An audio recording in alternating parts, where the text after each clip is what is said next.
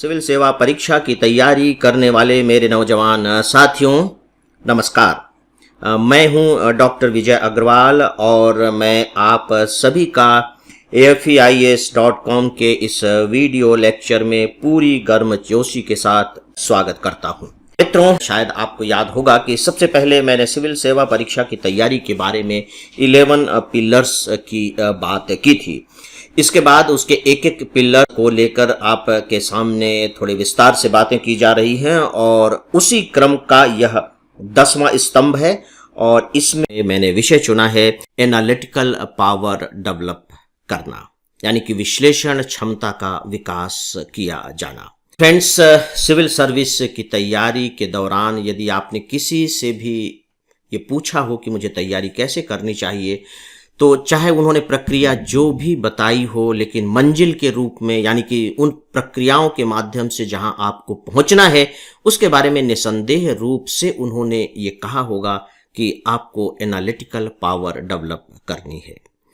अगर आप पिछले, स्पेशली ज़्यादा पीछे जाने की बात मैं नहीं कह रहा हूं, यदि आप पिछले 4 साल के प्रश्न पत्र उठाकर देखें, मेंस की मैं बात कर रहा हूं, तो आप पाएंगे कि जो क्वेश्चन पेपर्स आपके हैं वो 2 चीज़ों की आपसे स्पेशली मांग करने लगे हैं। स्पेशली 2 बातों की। नंबर 1 कि आप तथ्यों का विश्लेषण कर सकें और नंबर 2 समस्याओं के बारे में अपने मौलिक विचार प्रस्तुत कर सकें। नो डाउट ऐसा नहीं है कि आपसे सीधे सीधे प्रश्न नहीं किए जाते, कुछ प्रश्न सीधे सीधे भी किए जाते हैं, जो कि इससे पहले के स्तंभों के अंतर्गत मैं आपको बता भी चुका हूं कि जैसे भूगोल से सीधे क्वेश्चंस आ जाते हैं, कुछ और भी विषयों से सीधे सीधे क्वेश्चंस पूछ लिए जाते हैं। सच पूछे तो ये क्वेश्चंस कुछ उस पैटर्न के होते हैं जैसे जनरली आमतौर पर अधिकांश विश्वविद्यालयों में पूछे जाते हैं, यूनिवर्सिटीज में उसी तरह से स्ट्रेट क्वेश्चंस पूछ लिए जाते हैं। लेकिन सिविल सर्विस में अब ऐसा नहीं है। सिविल सर्विस में जो क्वेश्चंस पूछे जा रहे हैं वो बहुत ही एनालिटिकल किस्म के क्वेश्चंस होते हैं और आपसे न केवल एनालिटिकल पावर की ही वो डिमांड करते हैं, बल्कि वो ये भी जानना चाहते हैं कि इस पर्टिकुलर इश्यू पर आपकी अपनी सोच क्या है, यानी कि आपकी ओरिजिनलिटी क्या है, आपकी अपनी मौलिकता क्या है। नो डाउट कि एनालिटिकल जो पावर है उसका संबंध प्री से यूं कह लीजिए कि नहीं के बराबर है ना, लेकिन प्री में जो अब बहुत ज्यादा महत्व बढ़ता जा रहा है वो कॉमन सेंस का महत्व बढ़ता जा रहा है। और सच पूछे तो मुझे कहीं ना कहीं कॉमन सेंस का जो जुड़ाव है वो एनालिटिकल पावर से लगता है, क्योंकि मैंने व्यक्तिगत तौर पर महसूस किया है फ्रेंड्स कि अगर आपका एनालिटिकल पावर बहुत अच्छा है तो आपको कॉमन सेंस वो डेवलप कर देता है। क्योंकि देखिए, अभी मैंने मौलिकता की बात की। मौलिकता का मतलब भी है कि आप अपनी तरफ से उसके बारे में क्या सोच रहे हैं। चलिए, आपने दुनिया की दुनियादारी की बात कर दी, वो ऐसा कह रहा है, वो ऐसा कह रहा है, लेकिन इंपॉर्टेंट है कि आप क्या कह रहे हैं। तो मैं क्या कह रहा हूं, ये जो मेरी मौलिकता है, इसमें कहीं ना कहीं मेरे कॉमन सेंस का तो रोल होगा। और ये कॉमन सेंस आएगा कहां से, मेरी मौलिकता आएगी कहां से? देखिए, ये हवा में नहीं आती है। इनफैक्ट ये एनालिसिस पावर के माध्यम से ही आती है, या आप कह सकते हैं कि ये एक तरह से एनालिटिकल पावर के ही बाय प्रोडक्ट है, लेकिन बहुत महत्वपूर्ण और बहुत कीमती बाय प्रोडक्ट है, सह उत्पादक है, चाहे वो कॉमन सेंस हो या फिर मौलिकता हो। तो मित्रों, ये मान करके चलिए कि बिना एनालिटिकल पावर डेवलप किए हुए आप मेंस तो कम से कम क्वालिफाई नहीं ही कर सकते। इसमें तो कोई संदेह आपके मन में होना ही नहीं चाहिए। इसीलिए आप देखिए कि प्री में कितने स्टूडेंट क्वालिफाई करते हैं। कोई बात नहीं, वो तो परसेंटेज है, उसमें से बहुत से स्टूडेंट को मेंस में निकलना ही है। लेकिन मुझे अफसोस उस समय होता है, सच पूछे तो आश्चर्य भी होता है, कि जिस स्टूडेंट ने प्री क्वालिफाई किया है और सच पूछे कि 2-2, 3-3 बार वो लगातार प्री क्वालिफाई करता जा रहा है, उसका एक लेवल तो है, इसे तो हम अस्वीकार नहीं कर सकते। लेकिन मेंस में उनके मार्क्स देखिए, आप कल्पना कर सकेंगे कि 250-250 नंबर के पेपर में 25-25 नंबर मिल रहे हैं। आफ्टर ऑल उसने प्री क्वालिफाई किया है, तो ऐसी क्या बात हो गई? मेंस में इतने कम क्यों है? ठीक है, सेलेक्ट ना होना एक अलग बात है, लेकिन एक सम्मानजनक हार भी तो होती है। हम अगर सेलेक्ट नहीं हो रहे हैं तो भी हमने नंबर तो कम से कम सिलेक्शन के आसपास हासिल किए हैं, एक सम्मानजनक स्कोर तो होना चाहिए। ऐसा क्यों होता है? साफ है कि उस स्टूडेंट की बिल्कुल एनालिटिकल पावर नहीं है, बहुत साफ है। और एनालिटिकल पावर क्यों नहीं है, ये इस बात से जुड़ी हुई मित्रों कि उसके पढ़ने का तरीका ठीक नहीं है। एनालिटिकल पावर हवा में नहीं आती है। एनालिटिकल पावर कोई मैकेनिकल चीज नहीं है, ये इनफैक्ट आपके पढ़ने के तरीके से ही जुड़ी हुई बात है, जिसे मैं इंटरडिसिप्लिनरी अप्रोच मानकर चलता हूं। तो दोस्तों अब आइए मैं थोड़े से एनालिटिकल पावर के एक दूसरे पॉइंट्स पर आता हूं, और वो है कि इसका मतलब क्या होता है। एनालिटिकल पावर तो कह दिया जाता है, आप एग्जाम के पेपर उठा करके देखिए, मूल्यांकन कीजिए, समालोचनात्मक मूल्यांकन कीजिए, ये सब शब्द इस्तेमाल किए जाते हैं ना, यही है एनालिटिकल पावर। 3 लेवल के होते हैं। एक बिल्कुल ही सिंपल लेवल होता है जिसमें आप चित्रण कीजिए, वर्णन कीजिए, उसमें आप सीधे सीधे लिख देते हैं। फिर दूसरा होता है मूल्यांकन कीजिए, समीक्षा कीजिए, उसमें थोड़ा सा आपको एनालिसिस पे जाना पड़ता है। और इसके बाद जहां डबल शब्द समालोचनात्मक मूल्यांकन कीजिए तो और गहरे में आपको जाना पड़ता है। तो इस तरह से एनालिसिस की ये 3 लेयर्स होते हैं। ऊपर का लेयर बहुत ही सतही होता है, लेकिन बाद के जो 2 लेयर्स हैं वो डेफिनेटली धीरे धीरे गहराई की तरफ बढ़ते चले जाते हैं।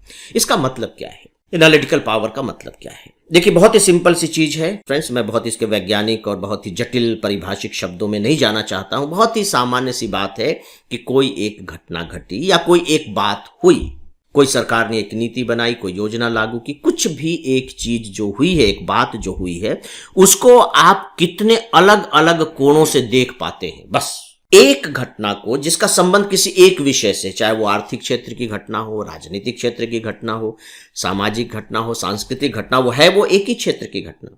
यानी कि अगर सब्जेक्ट को लेकर के चलेंगे तो वो एक होगा, लेकिन इसे आप कितने अलग अलग सब्जेक्ट्स के साथ जोड़कर देख सकते हैं, उसका विश्लेषण कर सकते हैं। बस यही क्षमता सच पूछिए तो एनालिटिकल पावर है। जितने अधिक कोणों से आप देख सकेंगे, जितने अधिक तथ्य पूर्ण तरीके से देख सकेंगे, जितने आप तर्क के साथ देख सकेंगे, उतना ही अधिक इस बात का प्रमाण होगा कि आप में एनालिटिकल पावर है। और अपने ही तर्कों को अपने ही तर्कों से काट करके और फिर एक नई स्थापना दे सकेंगे, वो फिर और भी हायर लेवल की चीज हो जाती है। वो तो बहुत ही अद्भुत होती है, अनोखी होती है। और मैंने देखा है कि सिविल सर्विस की तैयारी करने वाले कुछ स्टूडेंट इतने ब्रिलियंट होते हैं कि वो अपने ही तर्कों को अपने ही तर्कों से काटते हैं और फिर एक नई बात कहते हैं। तो इसमें दोनों चीजें हैं, एक फैलाव है, विस्तार जिसे आप कहेंगे, वाइड रेंज। वाइड रेंज में क्या है, दृष्टिकोण। हम किसी भी इशू को, भले ही वो उस विषय से संबंधित न हो, राजनीतिक दृष्टिकोण से भी देख सकते हैं, आर्थिक दृष्टिकोण से, सामाजिक, सांस्कृतिक, वैज्ञानिक दृष्टिकोण से देख सकते हैं, विशुद्ध रूप से तार्किक दृष्टिकोण से भी देख सकते हैं, जिसे आप फिलॉसफिकल अंदाज कह लीजिए, फिलॉसफिकल तरीके से भी देख सकते हैं। बहुत सारे कोण हैं। आप प्रकृति की दृष्टिकोण से देख लीजिए, धर्म की दृष्टिकोण से देख लीजिए, आध्यात्मिकता के दृष्टिकोण से, मानवीय अधिकारों के दृष्टिकोण से, मानवता के दृष्टिकोण से। There are so many angles. अब डिपेंड आप पर करता है कि आपके जो ज्ञान चक्षु हैं, जिसे आप मैं कहना चाहूंगा, वो कितने ओपन है और कितने दूर तक देख पा रहे हैं। अब परिभाषा तो मैंने बता दी दोस्तों, तो आपके मन में ये स्वाभाविक रूप से जिज्ञासा होनी चाहिए कि तो अब हम ऐसा करें कैसे।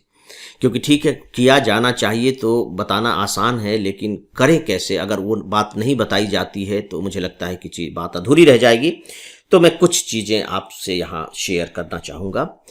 ये मान करके चलिए फ्रेंड्स कि एनालिटिकल पावर हम में तब तक डेवलप नहीं हो सकती जब तक कि हमारे पास उस सब्जेक्ट की बेसिक जानकारी नहीं होगी। ये मत समझिए कि एनालिटिकल पावर डेवलप करना कोई अपने आप में एक कोई स्वतंत्र काम है, नॉट एट ऑल। इसकी जो जड़ें होंगी वो जमीन में ही होंगी, जिसके लिए मैंने एनसीईआरटी की किताबों के अंतर्गत जानकारी दी है। चीजों के बारे में बेसिक जानकारी आपको वही मिलेगी, और ये बेसिक जानकारियां जितने अधिक विषयों के बारे में होंगी, बट नेचुरल है कि आपके पास उतने अधिक दृष्टिकोण होंगे। तो बेसिक विषयों की जानकारी लीजिए, ज्यादा से ज्यादा विषयों पर थोड़ा थोड़ा पढ़िए। ऐसा नहीं कि आपको उन विषयों का कोई विशेषज्ञ होना है, लेकिन कोशिश कीजिए कि थोड़ी थोड़ी जानकारी हो। इसके बाद फिर आपको केवल ये नहीं कि पढ़ ही ली है, चीज़ों का केवल बेसिक्स ही समझ गए हैं, बल्कि जो उसकी इंपॉर्टेंट इन्फॉर्मेशंस हैं वो इन्फॉर्मेशंस भी आपके पास होने चाहिए, दिमाग में होने चाहिए, कुछ चीज़ें याद होनी चाहिए, ताकि आप अपनी बात को तथ्यपूर्ण तरीके से कह सकें, जिसे आप तर्कपूर्ण तरीका भी कह सकते हैं। इसके बाद मित्रों, जो इश्यू है जिस पर आपको एनालिसिस करना है, अभ्यास में लाइए और किसी भी एक विषय को उठा लीजिए जो आपको अखबार से मिल रहा है, न्यूज़ से मिल रहा है, उस विषय को उठाइए, उस पर विचार कीजिए और उसको अलग अलग कोणों से जांचिए और परखिए। केवल विचार ही मत कीजिए, आपने जो स्थापित किया है, जो आपको सही लग रहा है, उसके सामने भी सवाल उठाइए और फिर उसका उत्तर दीजिए। मतलब खुद के तर्कों को ही काटिए, खुद की स्थापनाओं को ही निरस्त कीजिए, रिजेक्ट कीजिए। और फिर एक नई स्थापना लाइए। यानी कि यूं कह लीजिए कि आपका दिमाग मथ रहा है, जैसे दही को मथ करके और मक्खन निकाला जाता है, इसी तरह से आप अपने दिमाग की आदत डालिए, मथने की आदत डालिए, तब कहीं जाकर के वो एनालिटिकल जो पावर है वो धीरे धीरे डेवलप होगा। मित्रों, बेसिक किताबें पढ़ने के साथ साथ मैं सजेस्ट करूंगा, और अखबार पढ़ने के तहत मैंने मेंशन भी किया था कि आप लोगों को एडिटोरियल कमेंट डेफिनेटली पढ़ना चाहिए, उसे बिल्कुल नहीं भूलना चाहिए, क्योंकि एडिटोरियल कमेंट से आपकी रोज ये हैबिट आएगी कि कैसे एक घटना को अलग अलग तरीके से देखा जाता है। ठीक इसी तरह से न्यूज वाले में मैंने आपको बात बताई है कि आप डिबेट जरूर सुने, जहां बहस हो रही है, सीधी बहस भी नहीं, चलिए क्वेश्चन आंसर की प्रणाली में ही बात की जा रही है। तो आप देखेंगे कि एक प्रश्न पूछा गया है, उसका मैंने उत्तर दिया है, और मेरे उत्तर से ही फिर प्रश्न निकाल करके मेरे उस उत्तर को काटते हुए फिर से प्रति प्रश्न किया गया है। यही तो एनालिटिकल पावर है कि मैं जो कह रहा हूं मुझे तो सही लग रहा है, लेकिन सामने वाले को वो दो कौड़ी का लग रहा है या बिल्कुल ही गलत लग रहा है, और फिर मुझसे वो प्रश्न पूछ रहा है, और फिर अगर मैं उसका उत्तर दे पाता हूं और उसको संतोषजनक उत्तर दे पाता हूं, तभी ये बात होगी कि हाँ, जो मैंने कहा था उसमें दम था, उसमें सच्चाई थी। तो आप डिबेट सुने और कोशिश करें कि जहां भी मौका मिले आप इस तरह के बहसों में भाग भी लें। और अंतिम पॉइंट है दोस्तों कि आपको लिखने का अभ्यास तो करना ही चाहिए, या यूं कह लीजिए कि आप एनालिटिकल पावर डेवलप करने के लिए आप बोलने का अभ्यास कर लें। लेकिन आप किसके सामने बोलेंगे, ज्यादा बेहतर है कि आप लिखें, लिखने के बाद उसे फिर से पढ़ें, देखें, जांचें, परखें, काटें, एडिट करें, नई चीजें जोड़ें, इससे आपकी जो एनालिटिकल पावर है डेवलप होगी। ये एक क्षमता है दोस्तों जो आपको विकसित करनी पड़ेगी, इसका तो कोई दूसरा माध्यम नहीं है। सिविल सर्विस की तैयारी करने वाले अपने सभी युवा साथियों को मैं ये बहुत ही कह लीजिए सिंसियर एडवाइस देना चाहूंगा कि अब रटने का जमाना बीत चुका है। आप रटने पर निर्भर न रहें, पढ़ें, पढ़कर उन्हें पचाएं, उसके ऊपर अपना दृष्टिकोण विकसित करें। इससे आपका एनालिटिकल पावर धीरे धीरे बढ़ता चला जाएगा और यही सिविल सर्विस में आपको सफल बनाएगा। आप सब सफल हो मित्रों, यह मेरी शुभकामनाएं हैं। दोस्तों, अगर आपको यह वीडियो अच्छा लगा हो और आप चाहते हैं कि भविष्य में भी हमारे द्वारा आपको ऐसे वीडियो और प्रोवाइड किए जाते रहें, तो आप हमारे YouTube चैनल AFE IAS को सब्सक्राइब करें, इस वीडियो को लाइक करें और फिर शेयर भी करें। तो दोस्तों, मेरी शुभकामनाएं आप सबके साथ हैं। नमस्कार।